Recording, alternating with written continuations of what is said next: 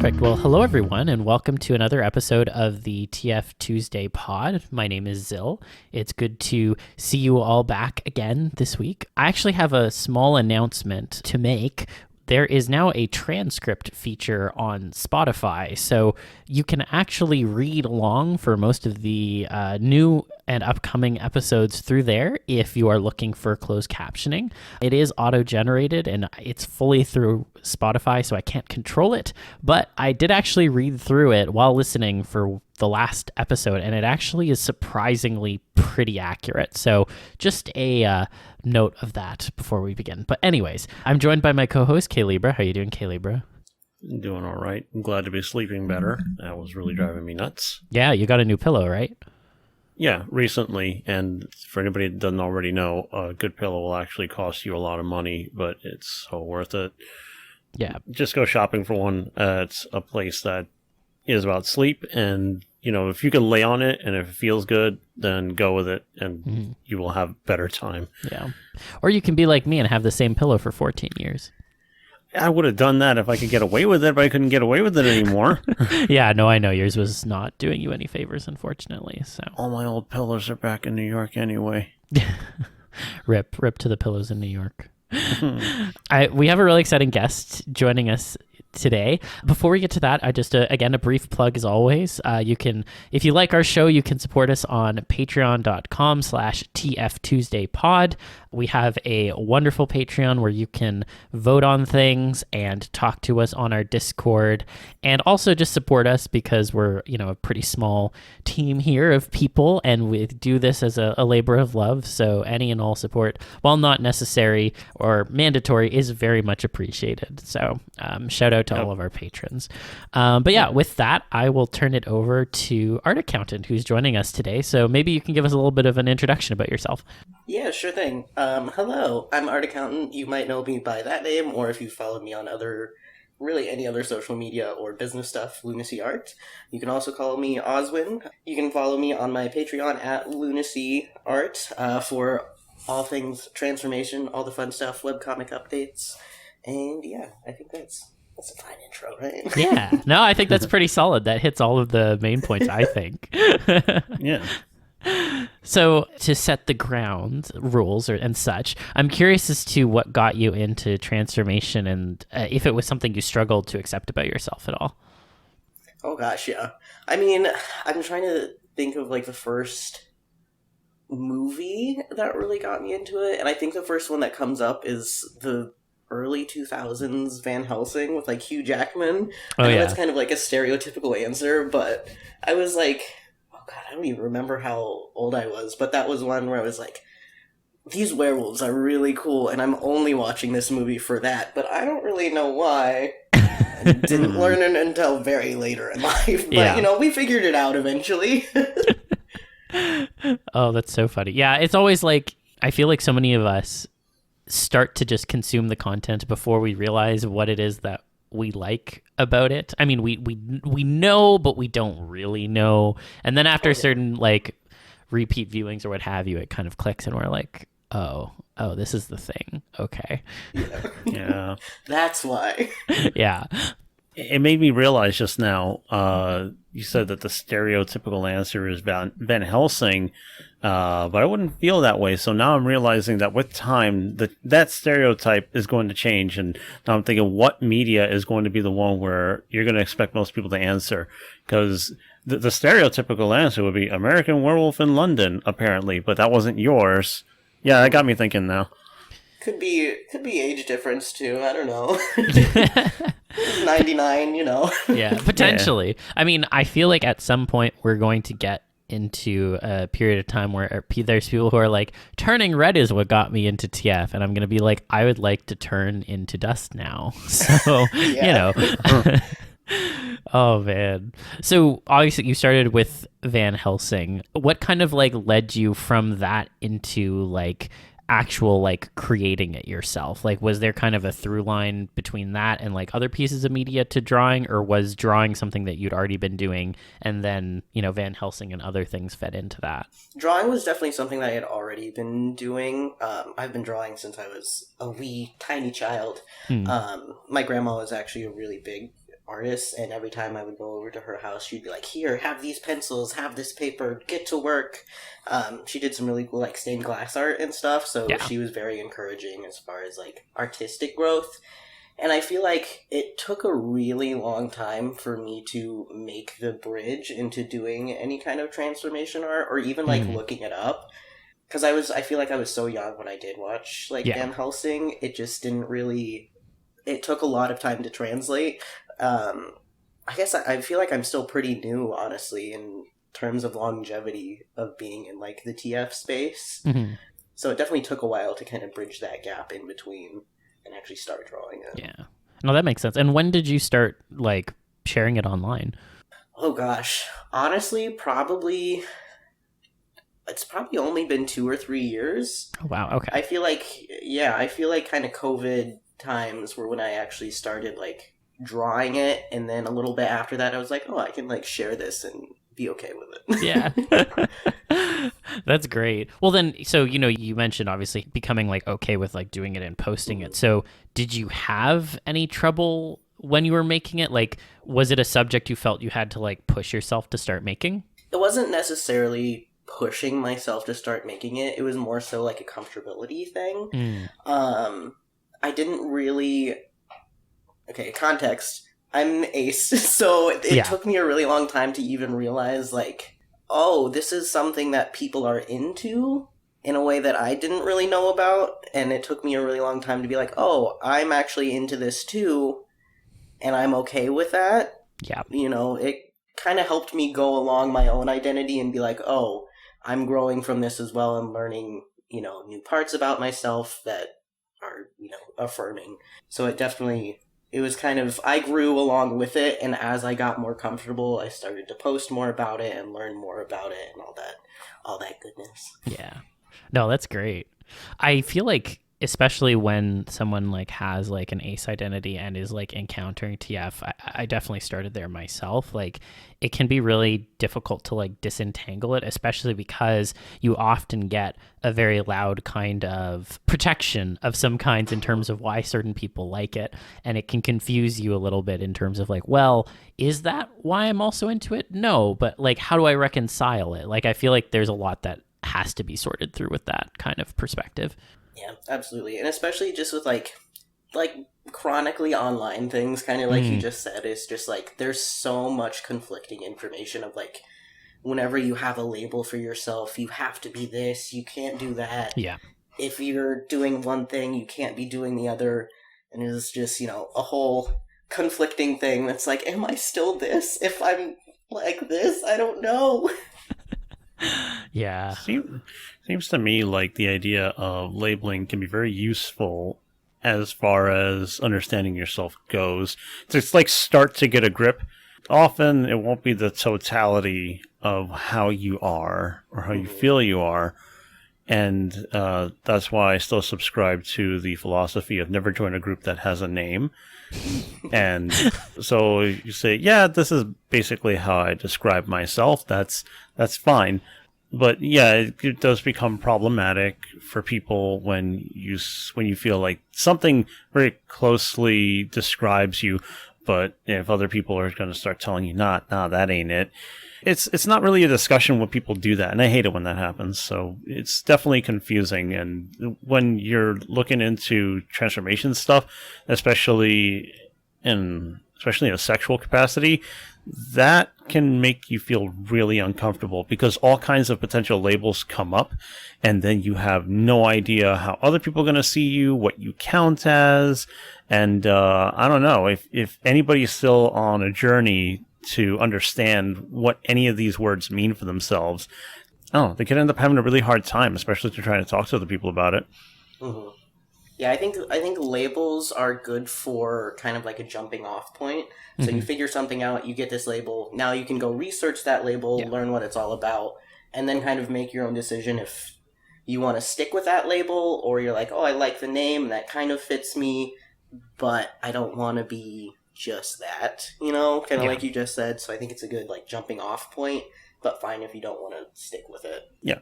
I think it's very good to not resign yourself to something like that. You never know how you're going to be a few years from now, no matter how certain you may seem. So yeah, I agree. The jumping off point, starting point, just something to get a grip on yourself if you feel like you don't really understand why you seem different or why you seem to line up with certain other kinds of people or ideas. Yeah. No, I think that's a really good point. And I think, on the topic, of course, of other people interacting with oneself, especially within this space, I know that not everyone always feels comfortable in terms of talking to other people within the fandom. And it's not unusual to want to connect, but that like talking bit is always a bridge that kind of needs to be crossed, and different people have different levels of comfort with that. So I was curious if you have had that interest in talking to other people, and if so, what makes you want to get to talking to more people within the fandom? Mm-hmm. Oh, definitely. I think that's a fairly recent thing, I think, of wanting to actually like physically talk with other people or, talk at people via streaming. Right. But I think the biggest thing with that for me anyway is kind of, as you were saying, is getting others to talk back as well. Because I have learned so much about myself through being in this community and just being online, kind of lurking through people's comments and, whatever Discord servers I happen to be on at the time. But I think just letting people know that it's okay to talk, to ask questions, to, just be there, and not feel scared that you're like interrupting something or you're intruding on anything, because I think it's important to continue to build that like sense of community, even if it's not in person. Just having something online where you feel like you can go to ask people questions, or just feel like you're not gonna get shit for asking something where you otherwise might not be able to. I think that's really important for me, is starting to like go more into talking with other people. Yeah. It's weird how tough it can be to get a dialogue going with a group I feel very largely really wants acceptance. It's a really frustrating thing. And I still struggle with it, because it's why I made my own space in the first place. I didn't really feel like I fit in anywhere, despite seemingly sharing a lot in common with other people. And so, yeah, it's tough. Yeah. I think when it comes to like carving out spaces to have these kinds of discussions, like you said, Libra, I think a lot of people are looking for acceptance. And then there are people who are looking for acceptance, but also like don't necessarily give that acceptance to other people. And I think that's where sometimes a large part of the issue can come from. Like, if we all want acceptance, it also means that we have to have acceptance for others. And I feel like that second bit sometimes gets lost in translation to some degree. And I don't even think it's necessarily people are like doing that deliberately, but I think in large part because everyone is still, figuring out how to like communicate online, especially like in the post Panini era, that's all kind of like scrambled our brains. I think that there's still an element of like figuring out how to be a part of something that's less of a fandom and more of a community. And I think it's that transition that a lot of people are craving, but are having a hard time like helping to shepherd along. Yeah, I guess so. And it's a bunch of things too, in group, out group stuff. Oh yeah. If you happen to join, if you have to get into a space or happen to be speaking to somebody who's in a friend group, might try to bring you in, and if you're a little different or something like that, and it's just something that happens. And I think not too many people are kind of really conscious of that when it does happen. It can go over my head, which is why I think it's good that if you have a space, I don't think there should be a lot of expectations as to how one should be. More or less like what you're looking for, and I don't know, just making the best place possible. It's tough, and that's its own conversation, really, especially for this. And also because like so if you've been like lurking in Discord servers, our account Ozzy, if you will, have you gotten anything out of just hanging around in certain servers and kind of looking in so far? Oh yeah, I mean, I'm in your server in for some of the TF stuff, and just being able to see like other people's galleries, just looking at what people are working on is always fun. But more so, I think it had more of an impact, probably a year or two ago. Just like being on Twitter on FA, because that was a time when I was really starting to kind of question myself as far as like gender identity, ace identity, all that, all the fun stuff. Yeah. So just being there and just looking and seeing other people kind of going through the same thing, or just posting about it, or making art that is like reminiscent of it, was very affirming to be like, okay, I'm not alone in this, and someone is kind of doing it in a way that I can understand. So even just lurking and not necessarily interacting was a very good like mental boost, just to see that other people are also feeling the same kind of way and kind of going the same route to figure it out, or even opening up and helping each other with like resources and stuff. Yeah, that's a great point. And, I think about this often, actually, because when people are being vocal and like talking about stuff within the TF community, there's probably at least 5 people who are not being vocal, but are like reading along with things. And, obviously this isn't like a universal constant, but I feel like the people who are in a place to be vocal and have the willingness to do so, it is a little bit incumbent to make as welcoming an atmosphere as possible and to have kind of like thoughtful discussions. And again, I mean, that's like kind of like the shared kind of responsibility that comes with building a community, especially around something like transformation. And obviously people fulfill it or don't fulfill it to various degrees. But I was just kind of struck by that point, because I think there are a lot of people who don't necessarily comment on things or say things, but are like, observing from the sidelines and like seeing what other people are saying. And those things do have impacts. For example, like with our podcast, we have, however many listeners, and we will get a fraction of comments from people. But I know that there are people who are listening and have like approached me or Libra or wherever at like conventions who've never commented on anything and been like, oh yeah, you talked about this thing, this is really meaningful. So I just always keep that in mind. And so I'm kind of glad to hear that like validated to some degree by your own experience, because it sounds like, at least in terms of the things that you were consuming, you really did get a benefit from having seen those like vocalized conversations. Oh, absolutely. And that's kind of my goal as I start to get going more on like doing more streaming and potentially podcasting and stuff too, is to have that same like speaking about something that others might be experiencing, even if either they don't realize it. It's a nerve-wracking thing, because it is, it's all personal stuff, coming out about gender and all the, sex stuff that can come off with, TF and transformation or whatever communities we're in. But I think it's important just to make that dialogue and be like, this is okay, we're going to talk about it because we're adults and we can do that. And having those spaces where you can ask questions, I feel like is really important. Yeah, absolutely. Yeah, I agree. And it's the general expectation I have, which is like weirdly tough to find. And I keep saying this like every other episode, because there's a lot of shame, and there's also lot of there's a lot wrapped up in for instance, you discussing how you're exploring gender identity, and when there's a lot wrapped up in this plus everything else, I think there's a lot of discomfort with being able to keep the mindset of, oh, we're adults and we can talk about things, right? Wish it wasn't that tough. Yeah. Unfortunately. When it comes to connecting, obviously you've talked a little bit about what you have gotten out of it. Is there anything you're still like hoping to find out or connect with others about in terms of like within the scope of transformation? Mm-hmm. I don't think necessarily just... I feel like not anything like in general. I feel like it's just working on building those spaces for other people to be comfortable in. Mm-hmm. Yeah, I'm in a space right now. So for work, I'm a coach at a very queer gym.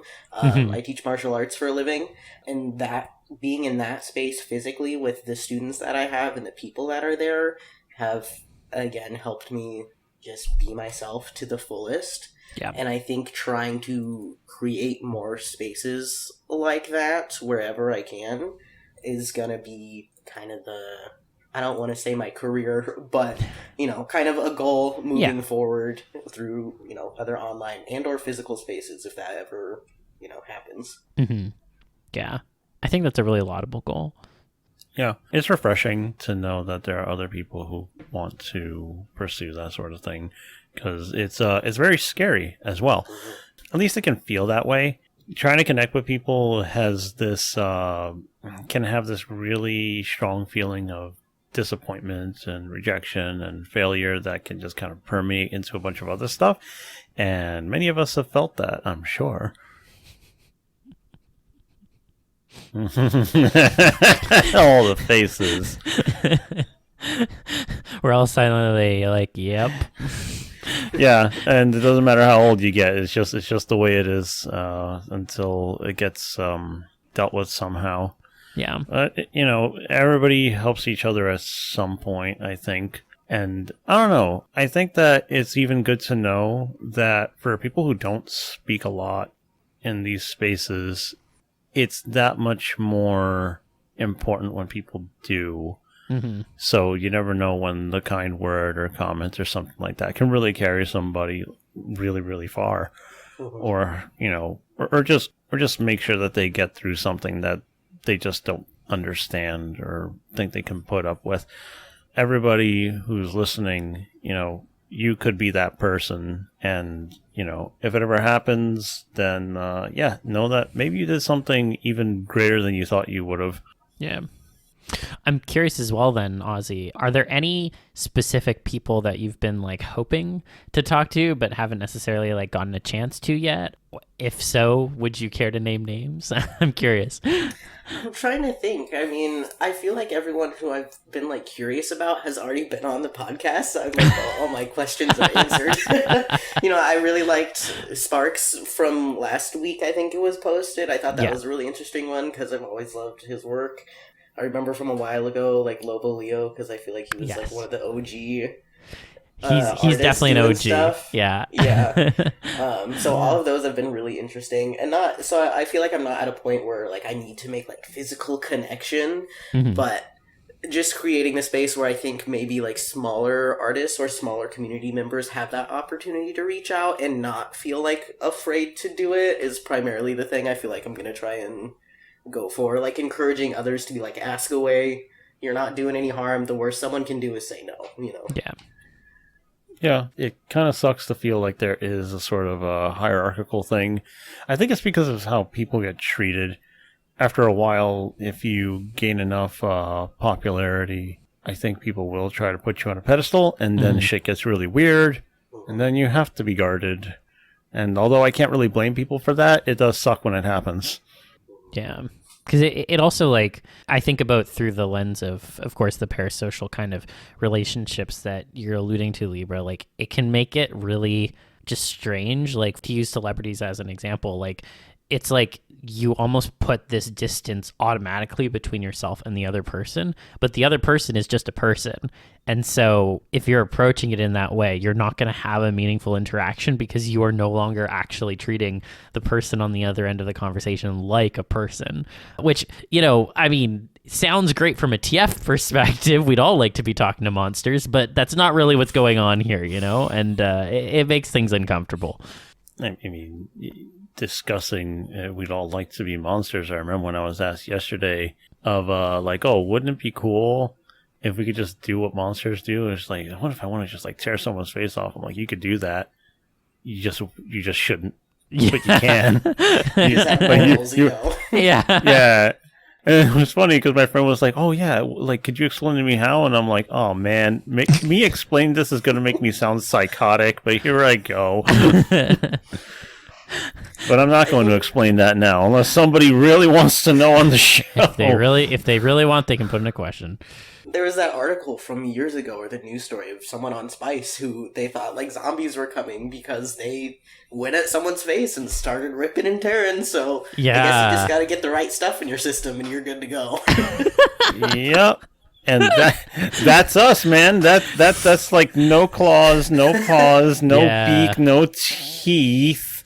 Yes, we can. Yeah, we simply don't do it. Wait, actually, hold on, because this was in a comment that was left by Evian Fox, because we talked about people being able to do like crazy things. Oh yeah. And she left a comment that reads, "The talk about human instincts and abilities reminds me of some of my favorite Tumblr collaborative storytelling, where people weave how humans appear like crazy space orcs from other aliens' perspectives. They breathe flammable gas, and removing a limb will not stop a human, among many others." Also fascinating we're able to see such a huge range of greens. But yeah, that's us. Yeah, that basically is us, and it's slightly terrifying. Yeah. Indulge in it, friends. Yeah, it makes for great times. I'm curious, to talk a little bit about the themes and tone in your work, because I think that when it comes to TF, there's a lot of distinct ways that people can enjoy it. It becomes especially clear when you have gone to actually do what we were just talking about and get to talk to them. So I was curious if you could maybe share a little bit as to what has influenced your art and influenced the themes that you like to depict within your art. Yeah, it's hard to pin down one specific thing just because I have consumed so much media in my lifetime. Yeah. I do feel like honestly a lot of it comes from fan fiction, mostly because it's another very specific, hard to describe type or thing that you can look at, and it is already kind of tailored to you. You can search through the tags and be like, okay, I want this kind of story, blah, blah, blah. So I feel like consuming that kind of media has moved over into my art, just with the way that I not necessarily even just do transformation stuff, but just NSFW stuff in general. It has just kind of influenced the way that I see it and draw it, and kind of how I want it to be perceived anyway. It's one of those things where it's oh, I feel like there's not that much art of this kind of thing. Guess I've got to do it myself, Right. So I feel like, surprisingly, that's where I feel like the biggest pull is from. Yeah. The Thanos moment is strong for a lot of people, so that lines up. What's the Thanos moment in this instance? Oh, it's fine. I'll do it myself. Do it myself. Oh, that. Dr. Doom does it himself already. Okay, well, I'm sorry. That's not the moment that's depicted Thanos in the sucks, Marvel okay? universe. I'm not. The moment. Yes, he sucks. His logic is bad. A lot of his things are bad. I am referencing a meme. Okay. No, Doom does everything. All hail Doom. Okay, so you said fanfics. So fanfics of what? TV shows of what? If you care to name that. Oh boy, you're trying to out me. I see how it is. I'm curious. I was just gonna say I can see a wonderful Matrix poster behind you, which yeah, we've got a Matrix and a couple of Moon Knight comics behind me. Okay. And I'm surrounded by books, so Very good. You can't see those, but there's a library around me. Gonna out myself here. Recently, unbelievably, it's been the Call of Duty fandom. really, the Ghost Soap stuff. Yeah, I have not played Call of Duty since Black Ops, I think. The very first one on PS3. But for some reason, it has had such an impact on me. There's something in the water with the way that these fanfic writers have been making this relationship happen that otherwise really does not have any screen time. It's a Call of Duty game. It's military bros doing military things, Yeah. They have some vaguely, funny things that happen together, but they just took this, one single moment, and they have just run with it. But there's been a lot of them, just the way that they write the characters, that I could very much relate with, as far as, a relationship dynamic. Right. A lot of people have a tendency to write Ghost as a more ace individual who's kind of touch-averse, and so that journey through their relationship is very often written in a lot of detail. So the relationships aren't touch-centric, like a lot of kind of stereotypical things that you see on TV. It's very much emotional bonding, and whenever people do get together, it's a very intimate moment, and you very much feel oh, these people deserve to be together, and you are happy for them in that moment. Yeah. So I feel like that has very much, I don't want to necessarily say just was the only influence for my work, because I kind of already liked things like that, but seeing it written out in such a way that had such an impact on me, it was definitely okay, this is the kind of intimacy that I like to see and want to see more of as far as art goes. Yeah. That's really cool, actually. And it shows. If you were ever wondering if you were getting that message across or that tone, you totally fucking are, which is one of the reasons that your stuff is really outstanding. And I'm just like, oh, Art Accountant uploaded again, and I will share with my friends. It's true. It's actually, it's funny that Libra mentions that. That was actually how I was first introduced to your work. It was through Libra sharing like some of the like bangers you'd made, and I'm like, oh wow, yeah, those are bangers. And so anyway, so I digress. But yeah.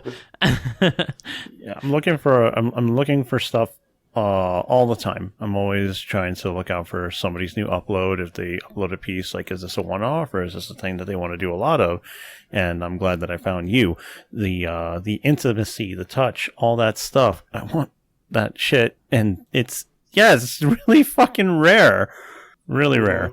Yeah. But I'm glad that you're doing it. And if it took a bit of Call of Duty stuff to do it, then cool. Yeah.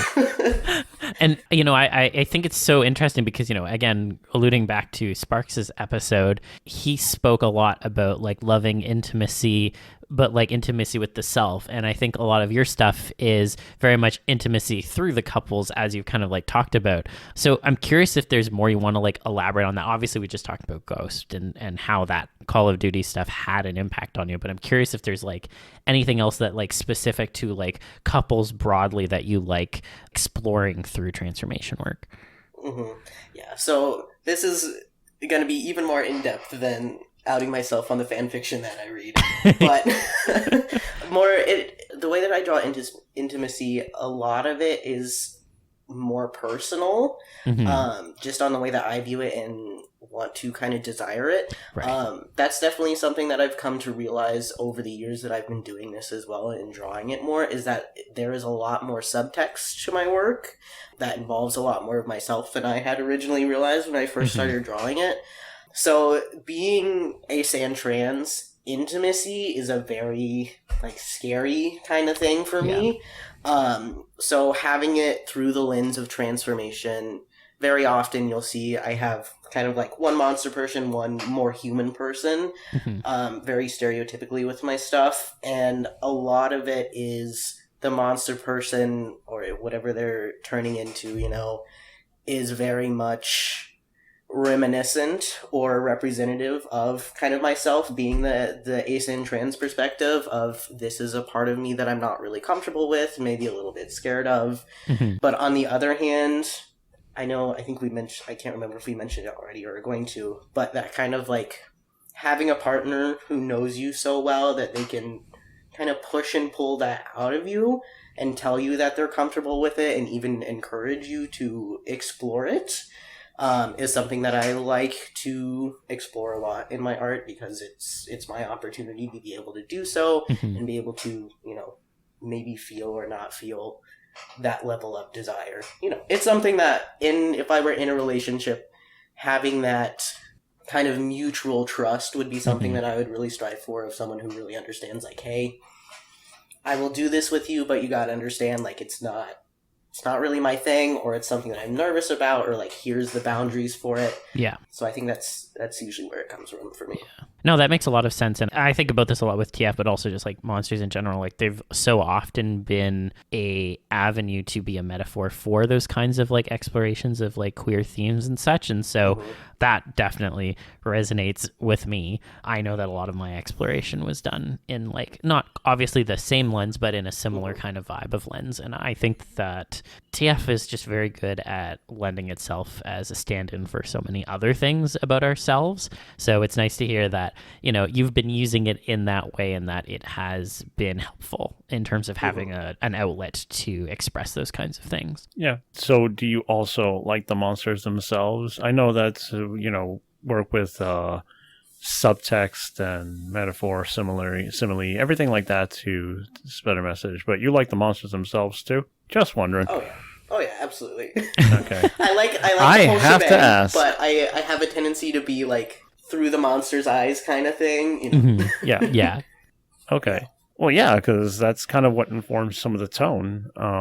Because there'd be something like from my lens, which is a lot of desire, but from your lens, it is about acceptance because maybe you see yourself in that position, and if you do, then yeah, you're going to get that distinct feeling from it. I just figured I'd ask because there's meaning to that when you're considering what it is that you're sharing with people and what you're spending your time really trying to articulate. Yeah. I'm curious then, are there any like recent pieces that you've done where you were kind of expressing the way that you would want to like experience like a change or like undergo a change with someone else, like interacting with that, or see someone else change while you were interacting with them? It's hard to pinpoint one because I've been working on a lot of like kind of like Patreon stuff. Yeah. So I've been working a lot on just kind of some more different stuff, doing different transformations with different like animals and creatures and stuff. So it's hard to pinpoint down exactly one. But I feel like a lot of the work that you see with my two main characters, Ozwin, I took his name. Yeah. So you can see there's a lot of subtext with that. Wrote too much into him.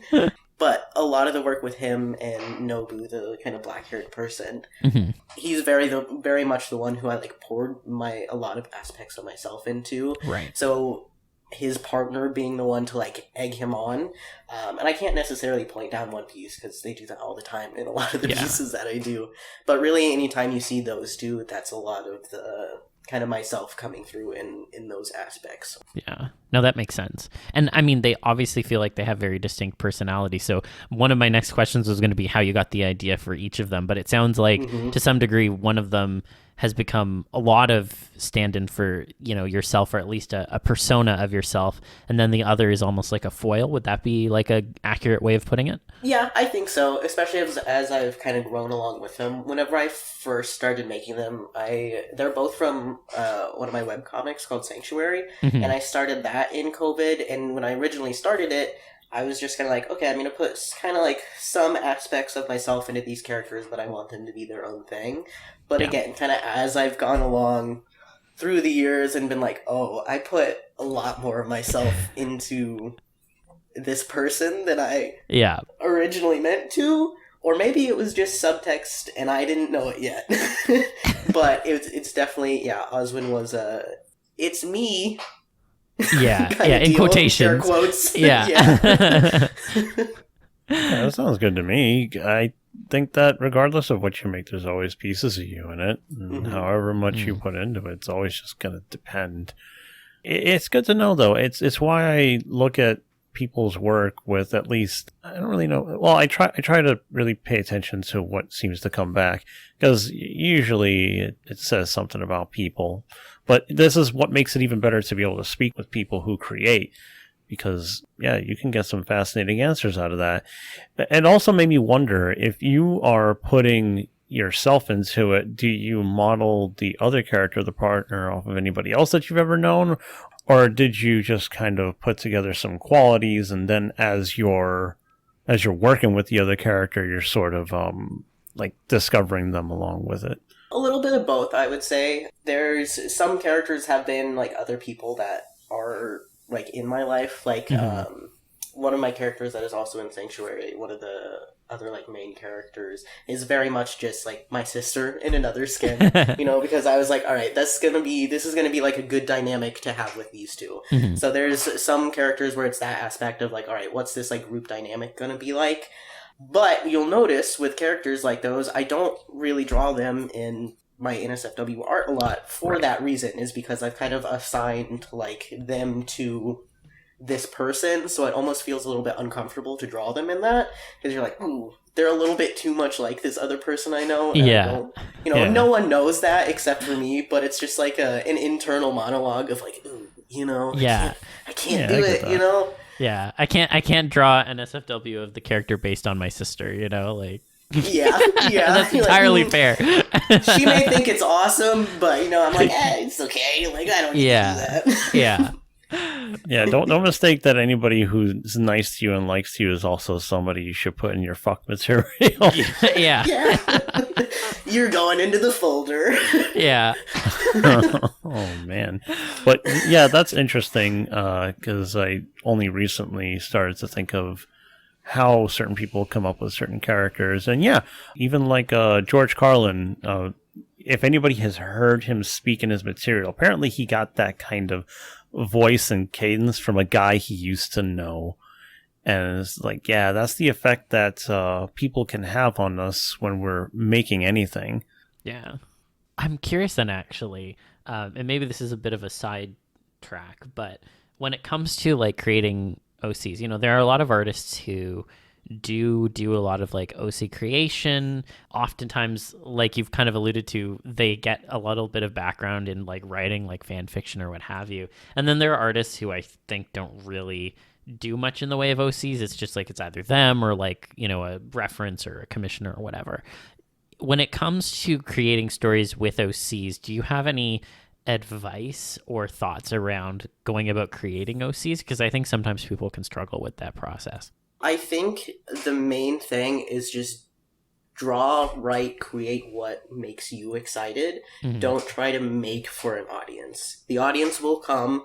If you want to have longevity and you want to continue to create these things for a while, you have to be excited about it. Don't worry about catering to other people.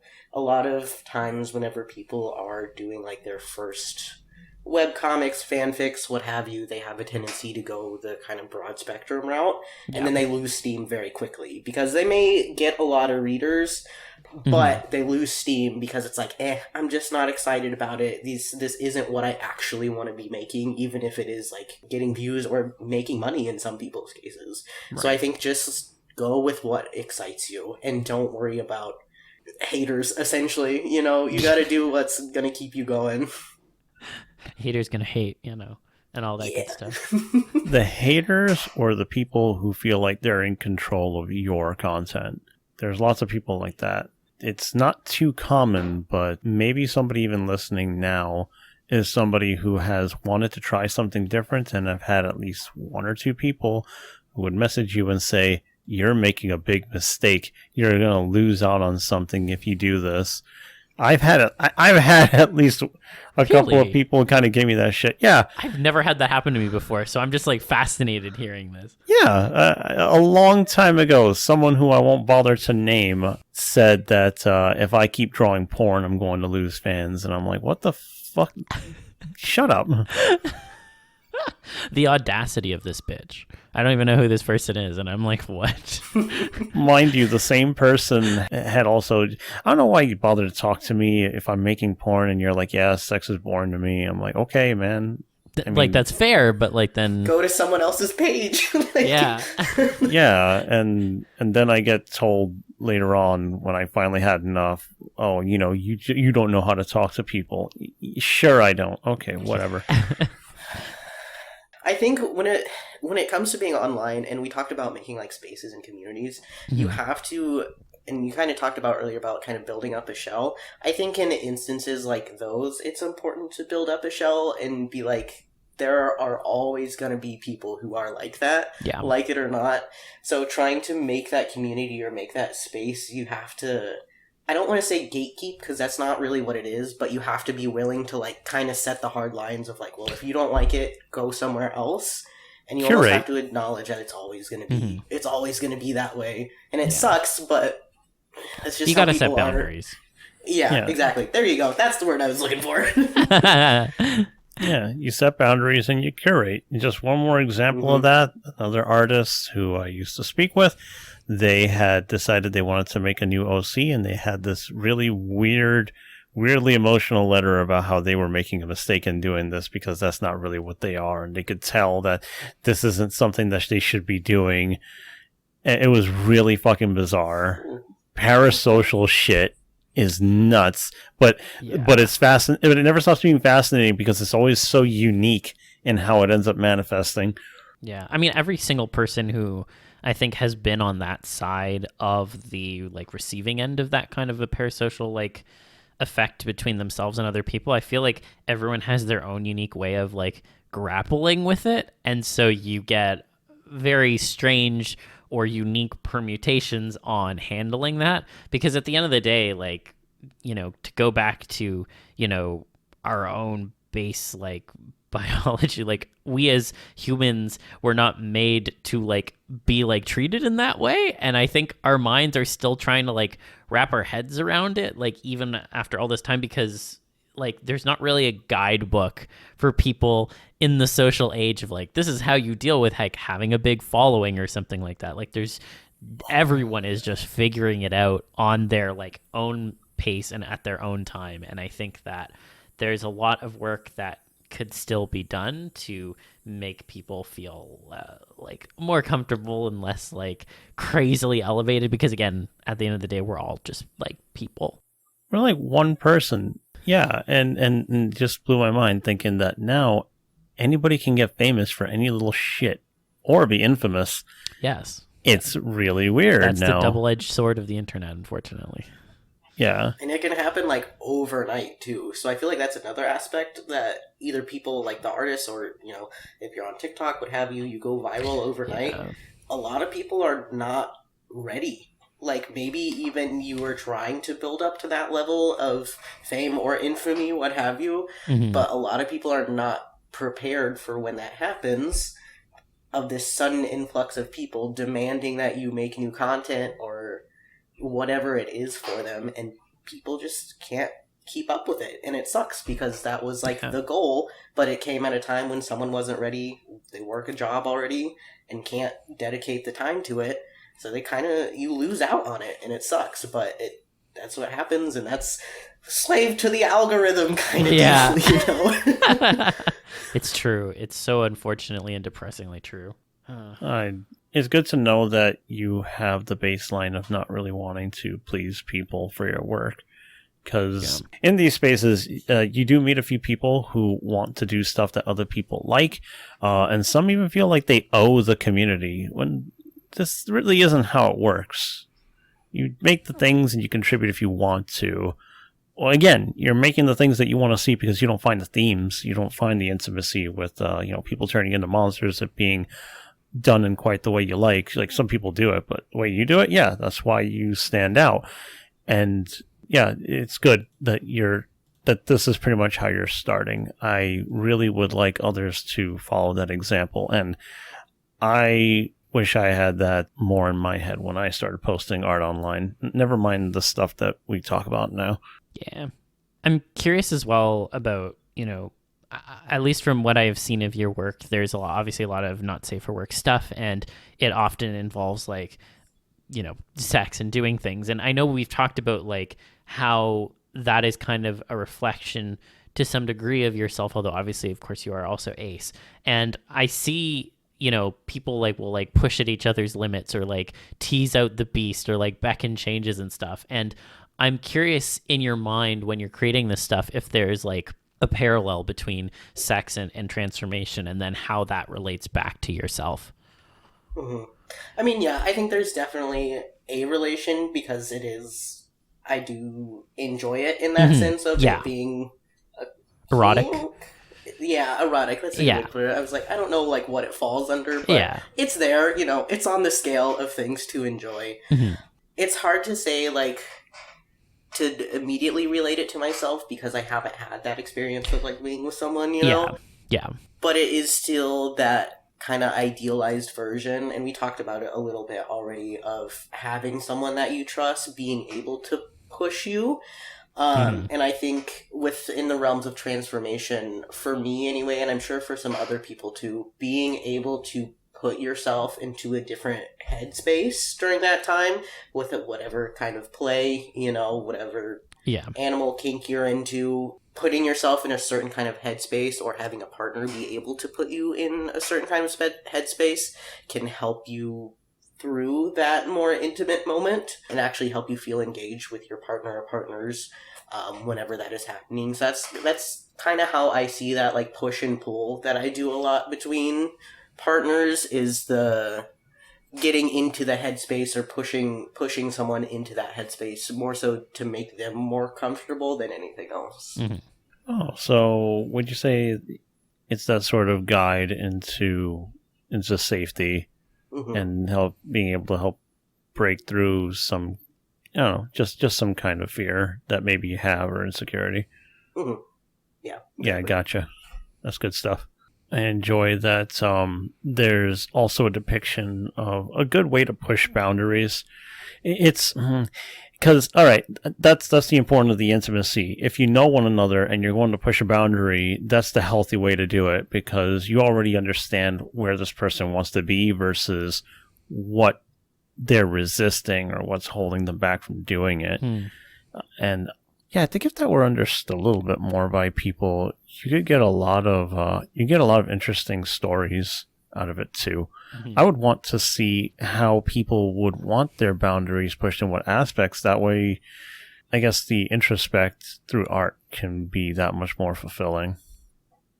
Yeah, I think one thing I'll mention about that, actually, just to pick on the pushing the boundaries piece, I think having it done in a healthy way is such like a nuanced conversation to have, and I feel like a lot of people aren't necessarily ready sometimes for that kind of a nuanced conversation, because of course, we all have like hard boundaries and kind of soft boundaries, and I think people sometimes struggle with, how do I communicate through like a piece that, this thing that I'm pushing on is like a soft boundary that I'm trying to like maybe work out myself, or like I've been talking about with another person and now I'm exploring it through art. Because and this kind of ties back a little bit to social media. I think sometimes the reactions from people about certain things can then guide the art process when it should be the other way around. And so I think sometimes there's like a struggle there in terms of like, how do I show that I am like doing something that is respectful of my characters and myself, and communicate that to you through the artwork? Because I think sometimes people, to be frank, I think people have a little bit less media literacy than they used to, for various reasons. But, I think it can be challenging then to like directly communicate something with the nuance that it deserves, is I guess what I'm trying to say. Definitely. And I definitely think that that's something to be learned kind of as you go along too. If that is your goal and you want to communicate that with your art or just in life, it's something that you can definitely learn more as you go along. I feel really lucky because, going back to kind of job stuff, but with martial arts, I'm in a sport that is very physical, very boundary pushing, that a lot of people are just not comfortable with. Yeah. And it takes a lot of time, if they do stick with it, to get comfortable being in bad situations, essentially. Yeah. Like, it's jiu-jitsu, if you have, it's kind of like wrestling. Yeah. But it's a physical, people are on top of you, trying to potentially harm you kind of sport, and getting people to push past that boundary of like, all right, this person is going to touch you, but you can tell them to stop at any time. And I think a lot of just being in that sport for so long and coaching people through that for so long has really helped me understand like how people's brains work in those situations. I'm not saying I'm like, all knowing about it or anything, but I feel like I've gotten a little bit of insight as to how much anxiety people have about just being in other people's spaces or speaking up whenever they feel uncomfortable. Yeah. Just kind of as an aside. But I feel lucky that I've been in a space where I can kind of relate the two and throw them back and forth between the other. Yeah. Just to get that a little bit more understanding of how to make people comfortable. Yeah. And I, like, to be clear, I don't think you're presenting yourself as a professional either, but you are sharing like a very genuine experience that has at least informed your view into, our psyche, as it were, and you've taken your own lessons away from that, right? And I think that's a valuable thing to share, because, just as everyone has their own unique experience with it, so do you. And so, I think that's a valuable thing to share. There's also the element of empowerment, because outside of that space, you're giving people the ability to tell people no in a way more forceful way if needed. Yeah. Yeah. And that is, and carrying that with you once you leave is something really priceless. Yeah, because I think about, I never thought about it that way, that you could be in that situation like, okay, stop. I always thought about the end result. Like, once I leave here, I'll leave these little parts behind, but I'll take these new things with me. So in a way, I guess that could sort of, do you feel like that translates into your work too? With each time you explore a scenario between you two characters? I think so. Yeah, it's all. I mean, I try to take everything as a learning experience, even if it's just like a sketch or something. Yeah, I try to make that intimacy happen, even if it just is a sketch. So trying to put something in and then get something out of it is something I feel like I've been trying to do a lot more, especially as I've gone along further in my own journey and started to wonder more, I say, about like why I draw the things that I draw and why I like doing it so much. So yeah, I think the intimacy aspect of it is something that I've been still like continuously exploring in that same realm of kind of the give and take, or giving and taking something back out of it. Yeah. Okay. Yeah. And yeah, that's really great. And it also goes to show for people who are interested in making their own stuff, you can apply any parts of your life into this fantasy and really add parts of you that, I don't know, maybe you didn't realize were there or were really significant to you. Mm-hmm. That's really fucking cool. That does make me wonder, though, just to get to another question that I had, which was, since there's intimacy and that's on an emotional level and comfort level, there's a lot of sex. So I don't know, is there like a piece of media that got you into putting the two together? Because yeah, that's out of Call of Duty. That's a whole guns are thing, all right? very phallic. The missiles all go wherever they want at any time. Don't call me out like that. No, but honestly, I feel like just seeing other people's like NSFW art, I can't remember the name of the artist, but there is one in particular who it's just does human. They just have human OCs, but I just remember like being so blown away by how like visceral and emotional that they portray these characters, even if they were in like very NSFW situations, you know, they were having sex all over the place, but they just portrayed them so like fully in love that I was like, oh, wow, that's what I want to do. And like that is the kind of like I don't want to say relationship, but I guess partnership, you could say, that I would want to strive for, either for my OCs or with myself and someone or someones. And I can't remember the name off of the top of my head. I'll have to look it up. But yeah, seeing their art, I feel like was the jumping off point of being like, okay, I can make this and have it be more than just I'm drawing sex for the sake of drawing sex. You know, I can have it be a connection between two people and show other people that it's more than just, you know, one person inside of another person. Yeah. You know, there's connection and there's intimacy here between those two characters. The difference between making fuck and making love. Yeah, there you go. That's a great way of putting it. That's it. Would you like to make some fuck? I'll take one fuck, please. Yeah, but no, I think that's a really good way of putting it, Libra. And, you know, I think when it comes to a lot of your pieces, I've noticed that, like, there is less of the, oh, this is just, you know, for a fuck, and this is more about the connection between the two characters. And I think for a lot of people in particular, there is a aspirational element that they see in pieces like that, where it's like, you know, the DeviantArt God, I wish that was me kind of thing. But like also like on a deeper level, it's like, you know, these are the kinds of touching kind of intimate moments that, you know, someone might want to have with another person. And I think there's just something really special about depicting those moments, you know, especially within a community like TF, because we have such a specific interest. Like sometimes we can focus quite a bit on, you know, oh, like we've got the change of this and you're going to react that way and blah, blah, blah. But it's also sometimes nice to just see like two people who are in a relationship, like undergoing that and like feeding off of each other to some degree, even if only one of them is the like one changing. And I think there's something really special about that, because that's really only something that you see mostly in community art. Like obviously there's been some great stories in like actual media that do depict it in that way as well, but if you want it on a more regular basis, I guess is what I'm trying to say, the place to find that is within the community. And, you know, I think there's something really special about that. I did find the artist just now, just so you know. Oh, if yeah. You wanted to, if other people wanted to look at them. They are on Twitter at Feedy_NSFW. It's FIDI. Okay, perfect. But yeah, I feel like That'll go in the show notes. yeah, seeing their art was the pinnacle of like I can do that and have it not be like just sex for sex thing. Yeah.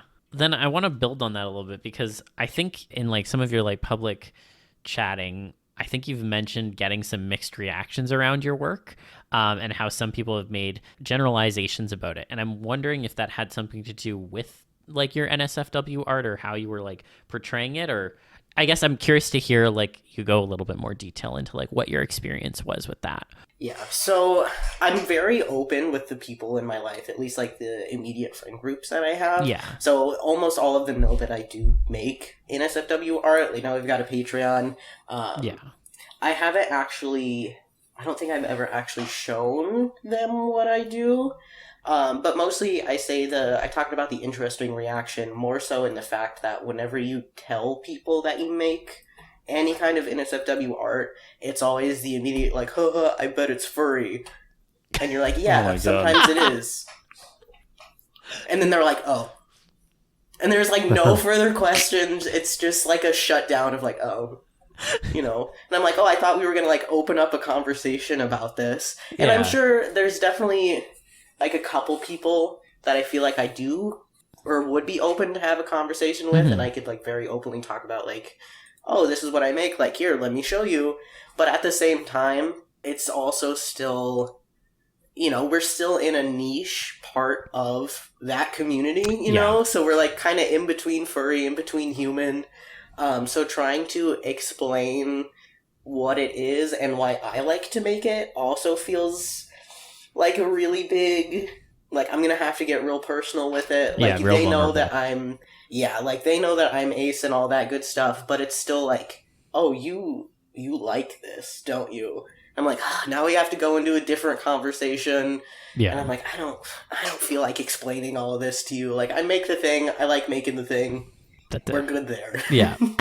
So it's not necessarily, like, reactions to my work, but more so just talking to people who don't consume the not safe for work art about what they think about it. And there's just a lot of broad spectrum generalizations that, of course, happen whenever someone is outside of something and looking in and being like, oh, that's bad, or that's, you know, one thing or another. So I just thought it was an interesting little tidbit that I see out of people who I have told. Under what circumstances have you ended up telling them? Just casual conversation? And like, oh, what are you going to be doing tonight?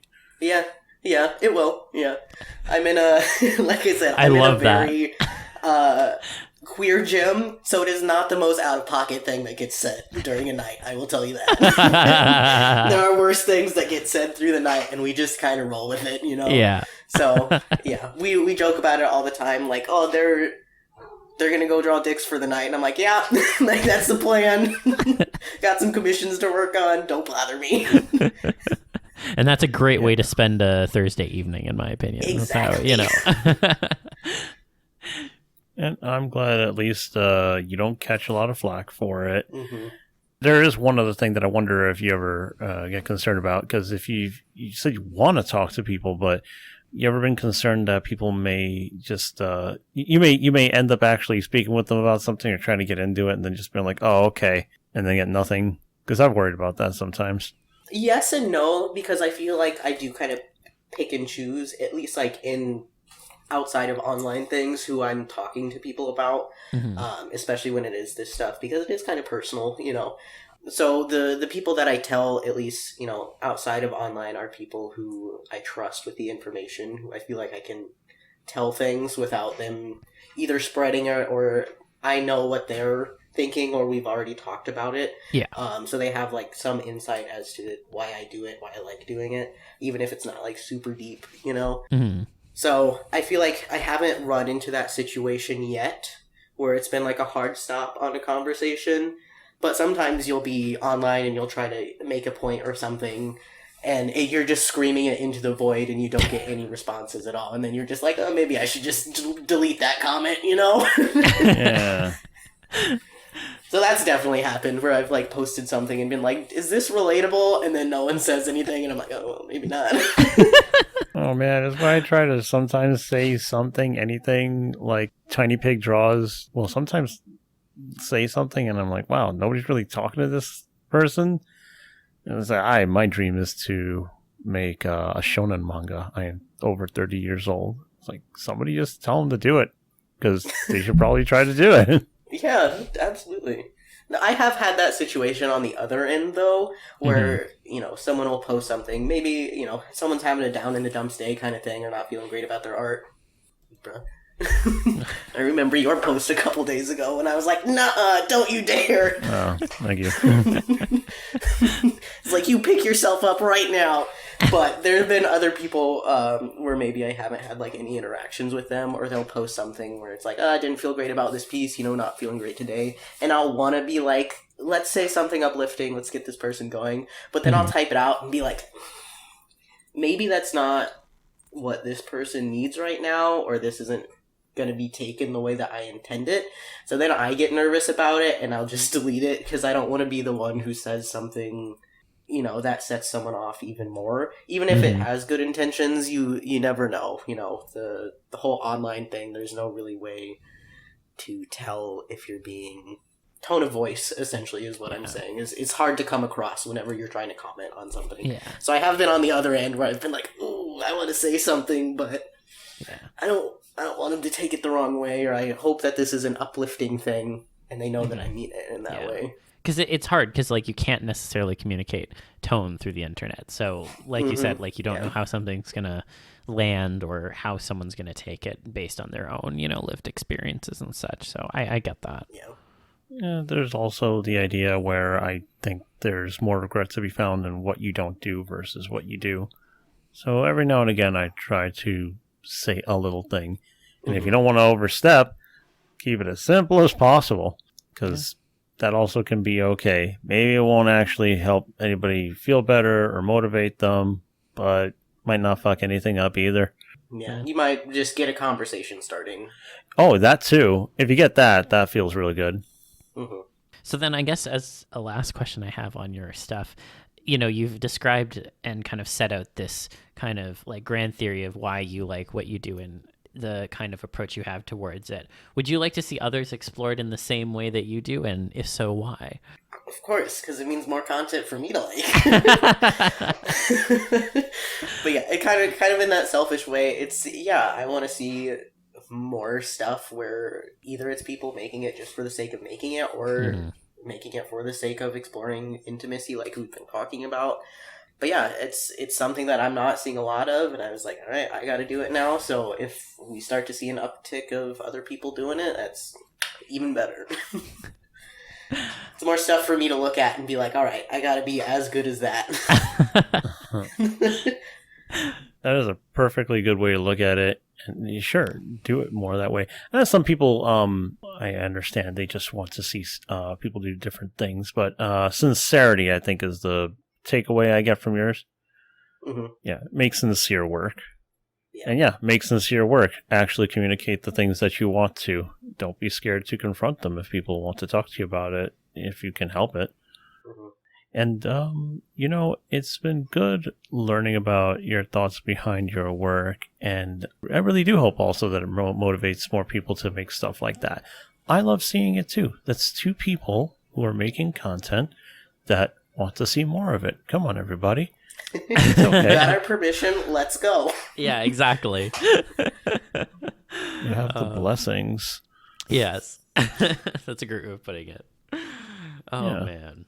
Well, we did have some interesting audience questions that I wanted to make sure that we had time to get to. And the first one comes from Max Velocity, always bringing us some bangers.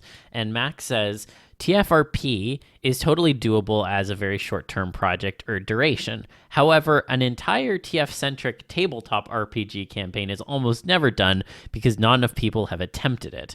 I am now attempting that and will keep you all updated. My question is, if you were going to run such a campaign, would you think it would be best to have TF for the characters be either A, the goal, with some sort of TF that the players progress through towards an ultimate reward, B, as a punishment for failing various like combats or checks and such, or C, as a cost where there's more TF that happens with the use of powers? So I don't know who would like to take a stab at that first. I don't really care for any of those answers in terms of like the best. I think all of those could be consequential to a universe where you could have people turning in this stuff. And I think of the people who want to be able to change. Why should they strive until the very end? Why should it be the carrot dangling? Why can't it be something that they gradually progress on, that they can change parts, change a little bit or a little more frequently, a lot more frequently, more or less control. I think it's a different mindset for making that kind of, for whoever's running that campaign. I can see that's the thing that you want, but those don't really work for me out of the options. So yeah, I would say that I think there needs to be an openness to a variety. If you want transformation to be the focus of it, I would say you can make some cost limitations, caveats, and the drives between characters. Do you think that there's something innate about them that keeps them from doing it? Maybe people who do it very easily, who don't have any control. I find it limiting if I just choose one of those options. So yeah, that's how I feel about that. So you reject the premise of the question. Yep. All right. I hope that's entertaining, Max. I will take a stab at answering this as well. I feel honor bound to say C, where it's a cost, and I'll elaborate why. Obviously, we've had the folks from To Change on here before in past episodes, and that is very much how their kind of tabletop RPG is structured to some degree. And I find it a fascinating framework for a tabletop game. I think it's really excellently done, and when you like play through, as I have multiple times in different scenarios, it makes it really interesting, because especially if you're a TF person, like, you obviously want to TF, but there are like in-game reasons where by doing that too much can be a punishment of sorts, and so you have to like choose how much you're going to change in like a very like deliberate way. And I think that's a really interesting way to approach a mechanic. So at least if I was like on the face of it trying to think about what I was going to do, I would pick that one, because I know there's a system that will lend itself well to that, and then I can build a story within that framework. So yeah, I would say C. If you like that, play Breath of Fire Dragon Quarter. Okay. I've never heard of that, but okay. Oh, you never heard of it? I'll give you a quick thing about it. Every Breath of Fire game features a character that can turn into a dragon. In that game, you have the mechanic of turning into a dragon, which makes you incredibly powerful. If you do it too much, can't change back, and it's game over. Sounds good to me. Where do I sign up to game over? PlayStation 2. How about you, Art Accountant? That's tough, because I feel like I would need to know more about what the other like rules are for this, because if this is an entirely new like tabletop, like you're not running off of any kind of like D&D base or 5e base, what have you, I feel like it's gonna be tough to keep it balanced. Yeah. Because I do feel like some of the D&D stuff, like some of the stuff from Critical Role, does have some actually kind of cool transformation-ish stuff.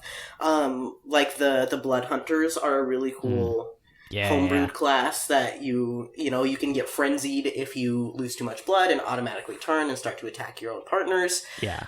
So that's really cool. How I feel like what I would have people do is a little bit more of a punishment, but I feel the end goal would have to be kind of along the lines. So I feel like you could do any of these three pretty easily, but you would just have to alter what the end goal would be. So you'd kind of have to build the campaign around. But it could be really fun to do it as a punishment or even like a saving throw. So at the start of the day, you could have each of your players roll like, I don't know, whatever system you're using, but like a D20. And if they get above a certain amount, maybe they keep human for that much longer. If they get below, maybe a certain part of them starts to shift a little bit. So I think you could really play around with it depending on what your players' goals are. Yeah. But yeah. I think it's an interesting concept that could be worked with. Absolutely. And I think that would be a really cool way to structure it as well. So I dig that answer too. I'll throw a bone and say that if I did have to pick one, then it would be C.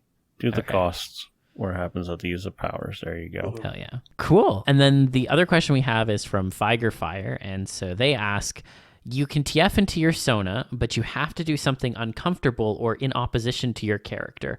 What do you think it is for you, and what would you think it is for the other folks around you? So I'm going to try and take a stab at this. In my context, I'd be TFing, I'm presuming, into my Lombax Sona, but I would have to do something that would be in opposition to what he is like. So my cheeky answer would be that he would have to paint a portrait of someone, because he's like the most art averse like character of like my like Sonas and such.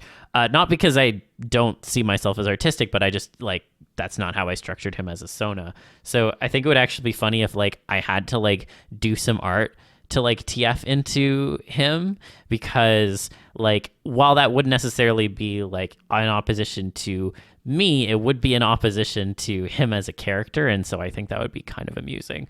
I'm not sure how to answer the second part of what do I think it is for the other folks around you. I think maybe that's like I'm supposed to guess it for you two, but maybe I'll let you guys go first before we get to that. Okay. You want to take a stab at it, accountant? Yeah, sure. I'm trying to think which Sona it would be. So I have a Sona that is like Ozwin's Sona, which is the Jackal, but I also have Loon, who I haven't really done much art of, who's a Sabertooth. But I feel like it'd probably be the Jackal. And as far as something in opposition, I feel like him turning in front of like a stranger or someone who's like just an acquaintance, because I feel like he's a very private person about it. Yeah. So him having to out himself and be like, okay, I barely know this person, but let's do this, would be a very like uncomfortable thing. Yeah. For him. But yeah, I'm not sure about the other half. If that's like about, yeah, like you said, you two, or like if we're talking other characters who are in that situation, watching it happen. So I'm not sure about that one. Yeah, the fundamental flaw of that question is asking the guest, as nice as it can be to speak with the guests. We don't know them that well. Just kind of be like, yeah, that's exactly what you wouldn't do. Okay, well, why don't you go first, Libra, and then we'll do each other. How about that? On voice? Where people could hear? Yes. Right now. I have that Sona, but it's not a different personality. It's just me. So here I am thinking of all the things I really wouldn't want to do, or something that's out of character. Damn. I think something that would be out of character would be to say, like, make eye contact with people I don't like. Oh my god, that's great. Just find the nearest dirtbag. Like, I haven't seen you in a while, and just maintain eye contact. That's great. Oh my god. I was going to say one I would give to you that I think would be like in opposition to you would be like having to like recite basically like an entire like corporate speak kind of like spiel. I feel like you'd want to like jump out of your skin doing that, and so that would be something I would pick. Oh man, that just made me think of an easy trigger would be to have professional work in a suit, in a tie, in slacks. Would absolutely detest that. Now you should draw Felray wearing a suit. Just way more fun to break out of. Don't fucking hate that shit. That's true. Really fucking hate it. Yeah. Yeah, to destroy. Yeah. As for you, Zil, let's see. What would you do out of character? I'm trying to settle on one thing. For some reason, I think of, just leaning over and just saying something like insulting to somebody. It'd be like, your shoes are fucking, like, I don't know. Your shoes are like, whatever. I don't know. Casually insulting a passerby. Yeah, actually, that would be pretty in opposition to me. I'd like want to die doing that, because I'd be like, I don't know this person. Why am I being mean to this person I'd never even met before? So yeah, actually, I think that would be a pretty good fit. You walk like you got rocks in your fucking shoes. What?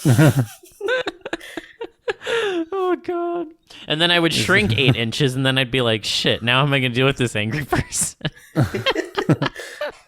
Just remember that from what I could tell in the Ratchet and Clank games, you have an inhuman amount of strength. That is true. Be okay. That's true. I could also get picked up by someone who's like 2 feet taller than me, and then we'd have a problem. But you're right. That is a good point. Okay, first of all, if they pick you up, they'll regret it. And mean, second, yes. what if you're like Wolverine and you have like incredible density? Yeah. You're like a boulder. Yeah, Like, that- up off the ground. Yeah, no, I've seen people speculate that before, actually. So that would actually be pretty funny to like learn that way. Like, That's why it's the Cannonball Special. That's why Colossus throws Wolverine at people, because that's it.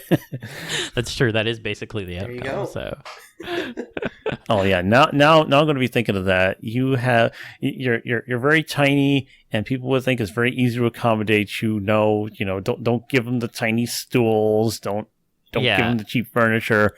It won't last. I'll just crush it. Yeah. I love that. Oh my God. You're not allowed to have any furniture at all. Yeah. You have to sit on the floor.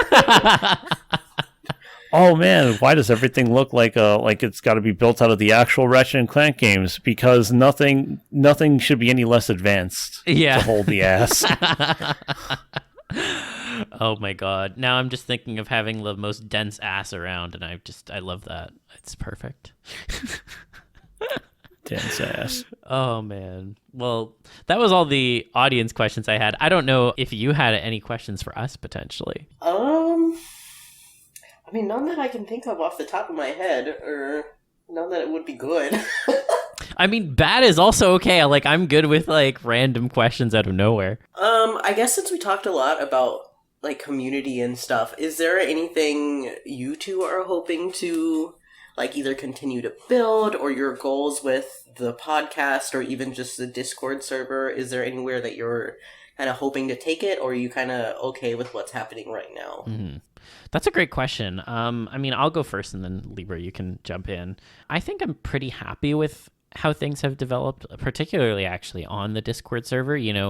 We have a really wonderful group of folks, and I don't say that just because they pay me, but like straight up, like there's actually a really nice vibe to the Patreon server that I ideally would want. And, like when you just have people coming in, you never know what kind of vibe you're going to get because it's just random people coming in off the internet. But like genuinely, I really enjoy what has developed so far, like in particular. And this is oftentimes without me even like saying anything. Like it's just folks talking about like, oh, this is a cool TF idea, and how would you do this? Or like, sharing art pieces and talking about like what resonates with you. And like everyone's just incredibly respectful. And I really appreciate that, and also have great ideas.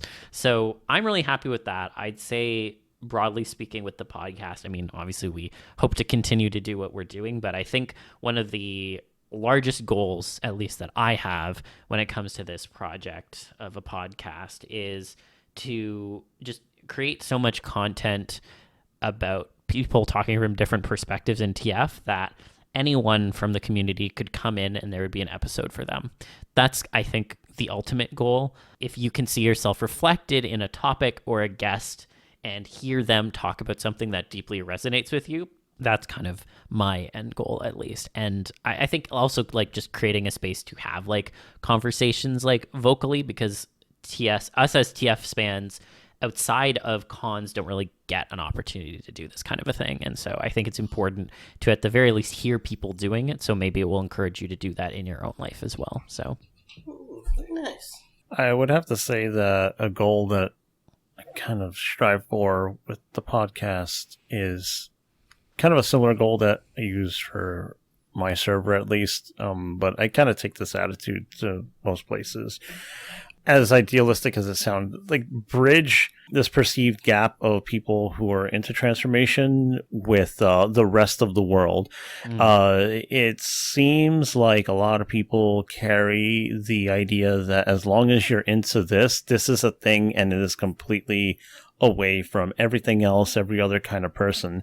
And I don't really like that, because it means that if you're feeling something or imagining something or want to explore something, it has to be away from the rest of your life. And that feels like it really sucks. yeah. And people already have a lot of baggage with it. So that's the thing I try to do, is make sure that if people see this stuff, they can discuss it, they can communicate it, they can articulate it to other people, and get other people interested. Because look, man, if we're making porn or just any kind of content where the where it's about people turning into stuff or creatures or animals. It's just really good if people on the outside can step in and actually take a look or talk about it. If you want people to accept you for who you are and feel comfortable in your skin, that has to be part of it. Mm-hmm. So that's the kind of thing that I'm striving for. If it's a meaningful part of your character, I think there ought to be ways to meaningfully express it and enjoy it with people outside of the comfort groups, or to let certain people in. Because art is art. I would love to be able to show more of my things to more people. And then instead of it being sequestered to this place of this is a niche kink thing, could you look at it like a piece of work? Because I look at every other piece of porn or every other piece of art like it's art. Yeah. Give us the same consideration. But yeah. It's been great having you on, Articon, Ozzy. I haven't been able to settle on a name yet, but yeah, it's been great. Works, Yeah. You already listed where you could be found at the beginning. I didn't know if you wanted to. Yes, maybe... drop it again. Drop where people can find you. If you want to follow me on Patreon, I am patreon.com/lunacyart. I am also on Twitter under the same handle, or if you want the more TF stuff, which is what we're here for, that is the Art Accountant one, and it is also on Blue Sky under Art Accountant as well. So those are kind of the main ones that you will find me under. Perfect. Yeah. Please follow them for more than the transformation stuff. Please take a look. Remember, it's all art. This is all heart and meaning and just good vibes. Yeah. Just being put out there. And give it a chance. Yeah. And fun question on the way out. Are you or were you ever an accountant? No. So the reason I came up with that name is because there was a running joke, I think, on TikTok of people who were like sex workers, like online sex workers, or, any kind of person who did like porn online for money. And the joke was that whenever people would ask them what they did for a living, they would always just default to, I'm an accountant. Because there's a very limited amount of questions that you can ask with that. Yeah. So you kind of get off scot-free. So I was like, oh, I'm an art accountant. Oh my gosh, and that's how I landed on that name. That's I wish I thought of that. That's great. Really good. Name origins. We got to ask more about that. Yeah, well, that's what I was like, I have this burning question, and I didn't have a place to like slot in, so I was like, I have to ask before we go because it's too juicy to not ask. So very fair, very fair. But yeah, thank you so much, Ozwin, for coming on, and thank you again, everyone, for listening to this week's episode. I hope that you enjoy listening to it as much as we did recording it, and really enjoyed like the topics that we got to explore here, and hope to continue to bringing more of those kinds of conversations to you. So in the meantime, I hope that everyone gets some good rest. I hope that you stay hydrated as we are entering the waning days of the summer in the Northern Hemisphere, and that you keep an open mind and stay TFy. And we will see you back again next week. And ask us questions. That way we have more stuff to talk about. Yes. If you want to hear what we have to say or react to. All the questions. It's AMA every day. Yeah. All right. Thanks, everyone. Night.